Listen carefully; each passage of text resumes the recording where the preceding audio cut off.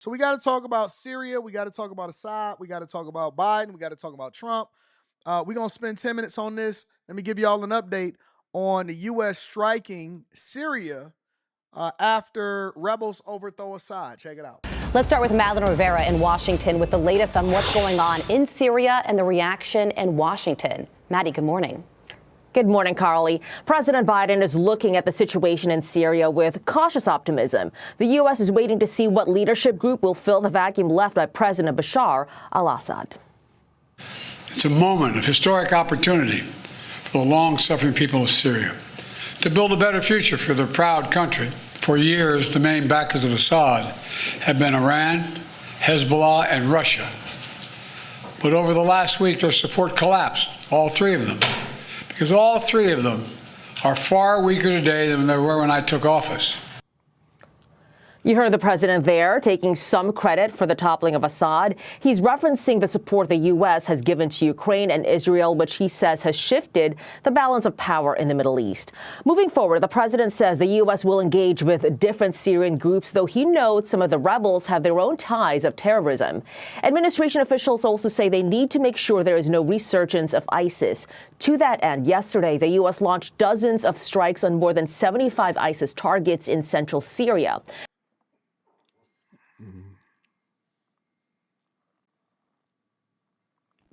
Gotta launch some more strikes.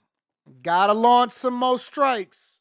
United States of America launches more strikes. We just gotta get involved. We involved in almost every single world conflict. We got our hands in it. We got our weapons in it. We got our money in it. We got our ties in it. We got our fight in it. We just gonna launch some more strikes on Syria in the name of ISIS. I ain't heard the name ISIS in so long. We gotta have our hands in it. Gotta have our hands in it. Gotta put the hands in it. I just don't understand it. Honest to God, I don't understand it. Assad, they say, he sought refuge in Russia, so he's over in Russia chilling. They found his cars. They got a whole set of cars. But boy, we gotta put our hands in it. If our hands ain't in it, then it ain't good. It ain't worth having a conversation about it. My name is Bennett, but my hands is in it.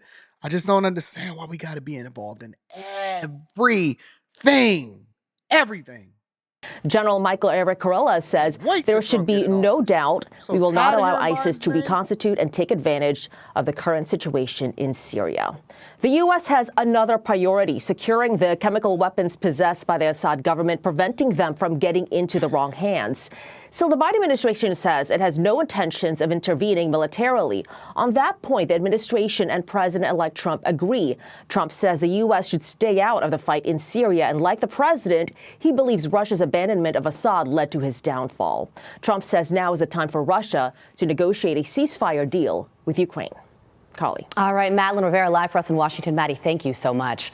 Let's bring in research fellow at the Foundation for Democracies, or for Defense of Democracies, rather, Hussein Abdul Hussein. Good morning to you. Thank you so much for joining us. So this rebel group that has taken over is a designated terrorist organization that had links to al-Qaeda. So how does this news out of the Middle East impact us here at home? I ain't heard of al-Qaeda in so long. Good morning, Carly. Well, we saw the president, the chief of this organization, coming on an interview and promising that he has changed and regretting what he's done in the past, to an extent saying that he was too young and immature. He almost said all the right things, but we can't really judge him by his words. We have to wait and judge him by his deeds. So far, I don't see any alarming signs for us here at home, but we never know what happens. We're still too early on, and things are still changing at a rapid pace at this point. So yesterday, I guess I just don't understand why we are now targeting or sending hits over to Syria in the name of ISIS. I don't get it. And again, maybe I'm a little rusty on my international relations or the conflicts that's happening over in Syria specifically, but all this means is that they have even more instability in the region. And so my question then becomes, who then becomes the leader over there? And I'm not saying that Assad is awesome. No, he wasn't awesome. He was absolutely a monster. However, I'm just trying to understand exactly why we then have to have our foot in the door and what is it that we're going to do going forward? What happens now? Is there going to be another uprising of another group that then gets into power that has to be toppled again? I'm just trying to understand. Genuinely, I want to understand. Today, the U.S. launched airstrikes against ISIS camps inside Syria, and the message being, don't even think about reconstituting and using this crisis and turmoil as an opportunity. When it comes to ISIS, where are we right now? Well, ISIS has been trying to reconstitute for a long time. The fact that we had targets and we had not taken them out for some time tells us that we've been monitoring them, that they have been trying to come back, and that we still have them on the radar, which is a good point. We're still focused. Somebody said Assad used chemical weapons on his people. No. I don't know. Listen, I don't know, honestly, and I wish the best for everybody. But my question, this is my question: why are we always at the forefront?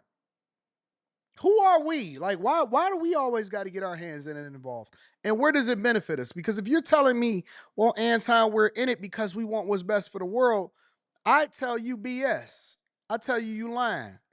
Use a lie, and the truth ain't in you. Okay, cool. Is this atrocity? Is that atrocity? And this is happening or whatever. Cool. Make Syria great again. I got you. But what I'm asking is, what benefit is it to us, and why are we involved in it? That's what I want to know. Because I don't believe in any way, shape, or form that we get involved with things because we actually care about what's going on over in other people's countries. I don't. It has to be some tangible benefit, in addition to us being a war party, and we know that there's being a lot of profit that's made for certain people that's a part of the military industrial complex, especially on the behalf of taxpayers. On ISIS, I don't see them You don't think that they're really coming back as they did in the summer of 2014, but they are certainly a threat. And with a new Islamist group taking over in Damascus, I think they might think that this is the good opportunity for them to come back and to start doing whatever they were doing 10 years ago. So you just heard President Biden say that the reason this has happened is because Iran and Russia has been weakened. Should the Biden administration take credit for the toppling of Assad in that way? Yeah, they want all of the credit for everything. I wouldn't say that they should. Most of the steps along the way that got us here, mainly the fight that Israel has launched against the proxies of Iran, Hezbollah in Lebanon, and Hamas in Gaza. The administration has not been as supportive. The administration has always called on de-escalation and sort of a band-aid solution in that part of the world. The Israelis thankfully didn't listen, and they went after Iran and its proxies. And this is the result. So I wouldn't say that the Biden administration should be taking for whatever is happening now. So Israel and Syria share a border. The New York Times is reporting that Israeli ground forces crossed into Syria for the first time since 1973. What is the significance of that? And what does this shakeup in Syria mean for Israel? Israeli posture tells us that the Israelis are not really optimistic, that they are nervous. The fact that they gave up on the deal that they had with the Syrian government suggests that they do not think that what we have now in Damascus is anything similar to the government that entered into the agreement of 1973, 1974. So the Israelis are taking precautions, and I think they're acting independently in preemptive self-defense. There are no signs that things are... I asked Eric D a question. I said, hey, big dog, do you think that you don't think that there's never going to be world peace? I seen your car's response. I said, do you ever think that there's going to be world peace? He says, not until Jesus comes back. Well, when Jesus comes back, I'm not sure that that's going to actually be world peace. That might be a little bit of a reckoning, don't you think? Especially since half of these people don't believe in Jesus anyway. Kamala Harris certainly didn't believe in Jesus. But yeah, man, I think that The war machine continues to rage on. I don't want the United States of America to be involved in any other wars.